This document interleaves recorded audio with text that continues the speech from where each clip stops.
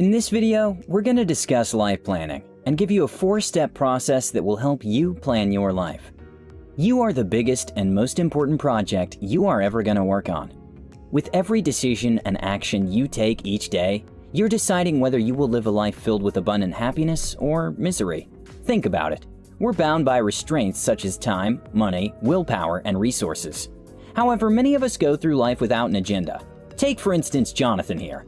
After graduating from high school, Jonathan decided to take a gap year to try and figure things out in his life. He would often sit at home watching TV or reading a couple of magazines here and there. This went on for quite a while, and when Jonathan's parents noticed that their son was wasting his days doing nothing, they offered him a job at their local supermarket. He gladly accepted.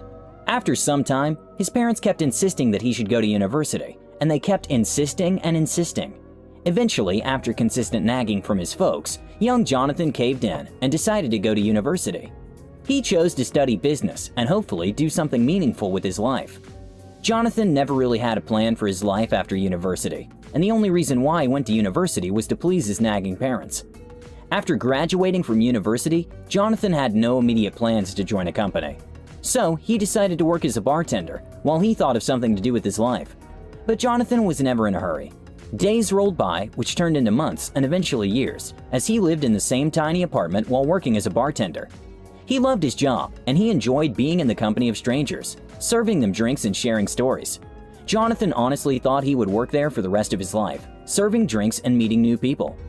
But 5 years down the line, the bar that he worked in and loved so much closed down. He tried finding another job and got hired in a couple of places, but he never truly felt at peace in any of them.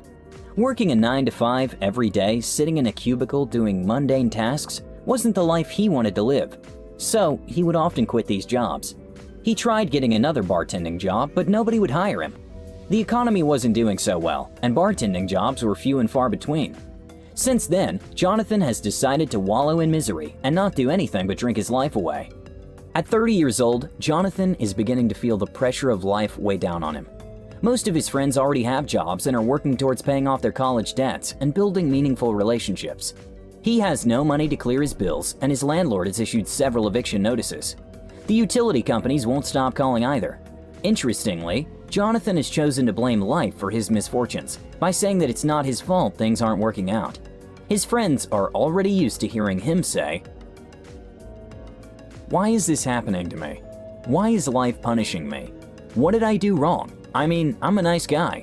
Kinda. Life isn't fair." One of his friends, Robert, tried to help him get another job, which Jonathan turned down, saying it wasn't his vibe. Robert gave up when he realized that Jonathan has no vision for his life. Perhaps you have a Jonathan around you, or have met a Jonathan. Someone who's constantly complaining, not planning ahead, or refusing help. While perhaps you can't do much to help Jonathan, you can do so much more to avoid turning into Jonathan by simply having a plan. Life planning is important. It's a map that provides direction and reminds you where you're headed. It's easy to sit and imagine your future self prospering with enough money and wealth to sustain your lifestyle for years. However, without a solid plan to get there, you might deviate from the main path and waste your energy on pointless ventures. Save yourself the headache and plan your life. In this video, we're going to discuss life planning and how it can help you grow and make the best out of your life. Just like making plans to buy a car or pay off your student loans, your life requires a solid, well-detailed and written plan, which you can adhere to and make changes to whenever necessary. Step 1. Create a list of interests. Imagine life as a sea with numerous islands to be explored, each offering a variety of experiences. One island may provide you with college education, while another provides you with knowledge in ancient pottery. Another will give you music, while another equips you with managerial skills. The reason you should write down a list of interests is because your entire existence cannot be restrained to one island of interests. Perhaps you want to be in an island that allows you to be a CEO of a marketing company, while lecturing at the local community college, and build custom furniture over the weekend in your garage. Is this possible? Absolutely. You see, we all have a variety of interests which we can exercise simultaneously. Creating this list of interests keeps your options open for all the ideas you can explore in your lifetime. While creating this list, remember to be as curious as a child, constantly asking questions and tearing down appliances in the house to find answers. Be as wild as you can be with this list and make it extremely personal. It should be about the things you're genuinely curious about. Do you want to sign up for dance class, cook, learn French, or go back to teach physics? Write it all down. Create a separate bucket list too, to keep it exciting. After you've prepared your extensive list, move to the next step. Step 2. Carry out your research. Successful projects are based on sound research, and your life should too. Research allows you to see the bigger picture without having to go through it. A wise man once said that the future exists now, in scattered patterns. This simply means that there are people around you who have pursued the path you desire to take. For instance, if you plan to pursue dancing, there are numerous dancing coaches you can talk to and find out where to begin. If you want to start racing cars, there are numerous drivers out there who will tell you what it takes.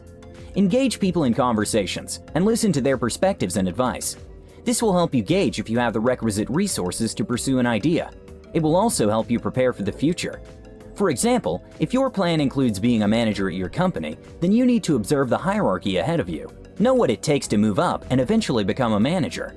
While you may not line up every step you need to take to become a manager, you can certainly plan to improve your presence in the workplace, learn how to manage teams, and also pitch ideas during meetings and make yourself resourceful to the company. Step 3. Break down your goals into habits. Success happens at the habit level. Planning a bright and happy future is exciting, and you can get lost in the joy of it and forget to break it down into actionable steps. Imagine you are a writer and your goals are a topic. However, to get to the goal, you need subtopics, which will dictate the body of your work. This means that if your goal is to lose weight, then your daily plan should include a diet plan with the specific amount of calories you intend to consume and the exercises you plan to do daily. If your goal is to write a book, then your plan should include strategies to write 2,000 words every week, or perhaps 100 words every day after getting up. The question to ask yourself at this point is, what habits do you need to develop to achieve your goal? Apply the rule of working in threes and develop 3 habits per goal. For example, if my goal is to create more and better YouTube videos, the following are the habits that I may incorporate into my daily routine. Check and summarize what is happening every day, especially in relation to my YouTube content. To review all comments and jot down the requests for more information. To write down a rough idea, which I don't even have to implement, depending on the information I have acquired. By having these 3 steps, I can find information without trying to squeeze my creativity into one day of the week. Developing habits is practical because we are creatures of habit. Most importantly, habits are specific and therefore easier to achieve than vague generalized goals. Step 4. Implement, review, and sift. Once you have defined your habits, all that is left is to implement them. Implementing your habits requires discipline, which you will develop if you stay true to the plan. However, perfect plans do not exist, which means that you should schedule in time to constantly review your actions and determine if they are yielding desired results. As you review the activities over several days or weeks, be sure to note down the problems you face. Perhaps you feel overworked by trying to juggle too much. That's a sign that you should drop one of your activities until you have adequate time. Reviewing your life will also help you look out for problems beyond your control and take measures to quit worrying about them.